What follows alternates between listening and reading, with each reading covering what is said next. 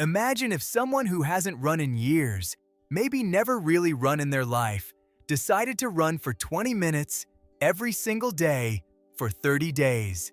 It seems like a short time, right? 20 minutes. But what happens to their body, their mind, and their energy after that month will surprise you. And the craziest thing is that most of the changes happen much sooner than you imagine.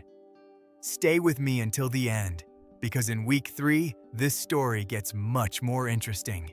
The challenge is simple: 20 minutes of running every day without skipping a single day.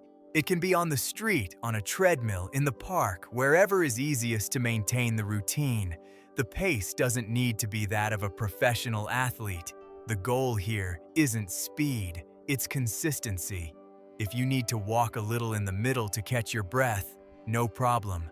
What matters is completing the 20 minutes of movement. And one important point before continuing: if you have any health conditions, heart problems, joint issues, or are undergoing any medical treatment, it's best to talk to a healthcare professional before starting any new physical activity. This video is about general experience and information. It is not medical advice for you. With that in mind, let's see what happens week by week. The first few days are, honestly, the hardest. If you're starting from scratch or after a long period of inactivity, your body will complain. Sore calves, that burning sensation in your chest mid-run, the urge to give up at minute 2. It's completely normal. This happens because your body isn't yet used to this type of exertion. The muscles you'll be using for running were probably switched off for a while, and now they're being activated again. The muscle soreness that appears a day or two later is what people call delayed onset muscle soreness, DOMS, and it usually decreases as the body adapts. The mental aspect also weighs heavily at this stage. It's very common to feel like giving up in the first few days because the brain is comparing the effort now with the comfort of staying still on the couch. If you're going through this, know that it's the hardest phase, but also the shortest. Meanwhile, you don't know what's happening inside your body. The heart is a muscle, and like any muscle, it responds to stimuli. When you start running regularly, your heart begins to work more efficiently to pump blood and oxygen throughout your body. One of the first things that usually improves is the resting heart rate, that number of beats per minute when you are standing still, doing nothing. With consistent running, this number tends to start dropping in the first few weeks because the heart becomes stronger and more efficient, needing to beat fewer times to do the same work.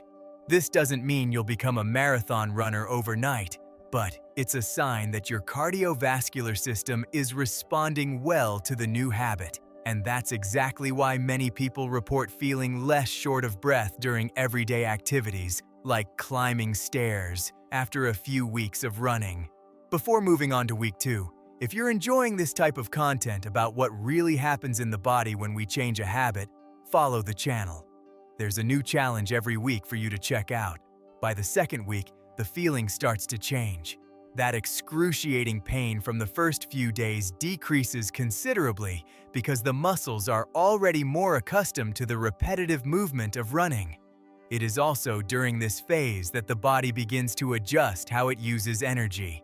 With consistent exercise, the body becomes more efficient at using fat as a fuel source during exertion, and not just the carbohydrates that we usually use first. This process is gradual. It doesn't happen overnight, but with the daily repetition of 20 minutes, the body adapts. Another point that many people report in week 2 is an improvement in sleep quality. This makes sense. The body has truly expended energy during the day, so it asks for more rest at night. And sleeping better has a chain effect. You wake up with more energy, which helps maintain the motivation to continue the challenge. Now comes a part that almost no one talks about, but which is perhaps the most important part of this entire challenge: the effect of running on your mood. When you run, your body releases substances associated with feelings of well-being, such as endorphins. That's why many people describe that good feeling after finishing a run. even when tired. It's what's popularly called the runner's high. Furthermore, regular physical exercise is associated, according to several studies in the field, with a reduction in cortisol levels, which is the hormone linked to stress. This doesn't mean that running will solve deeper emotional issues. For that, guidance from a mental health professional is always the right approach.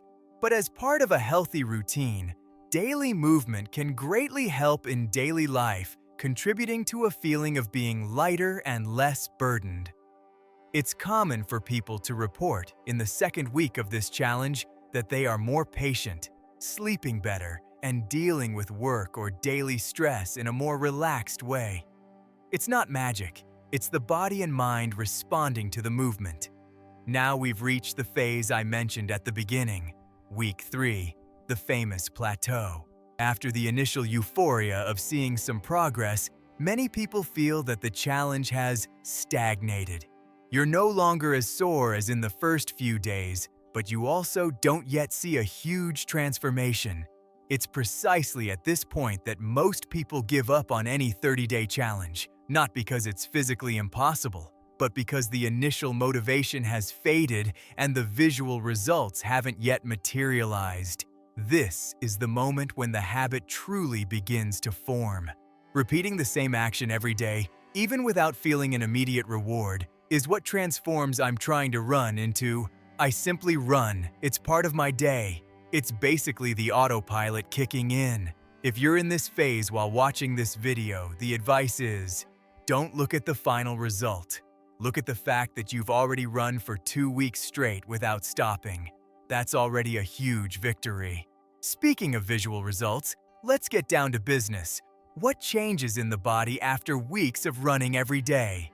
With consistent running combined with a balanced sleep and diet routine, it's common to see a reduction in body fat, especially in the abdominal area, since regular aerobic exercise contributes to this process along with other daily habits.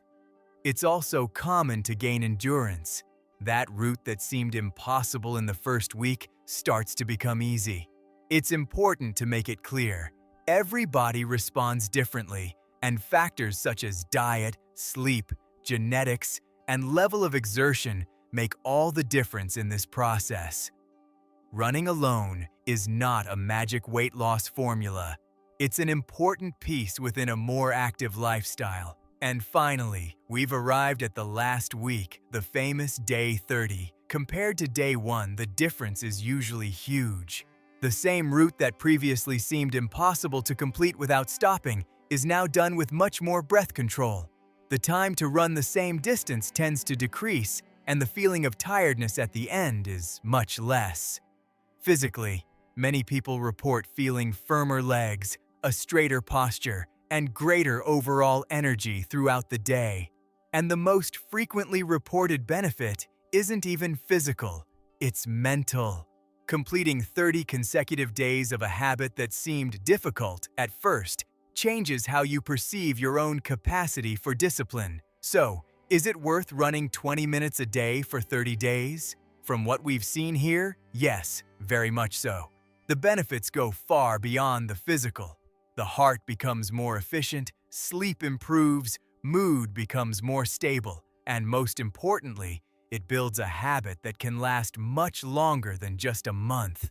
Of course, results vary from person to person, and the most important thing is not perfection, but consistency.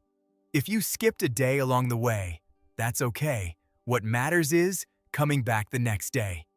If this challenge motivated you to try it, comment below, "I'll try it," because I want to know how your experience was. And if you enjoyed this video, subscribe to the channel now, because every week there's a new 30-day challenge showing exactly what happens in your body. See you in the next video!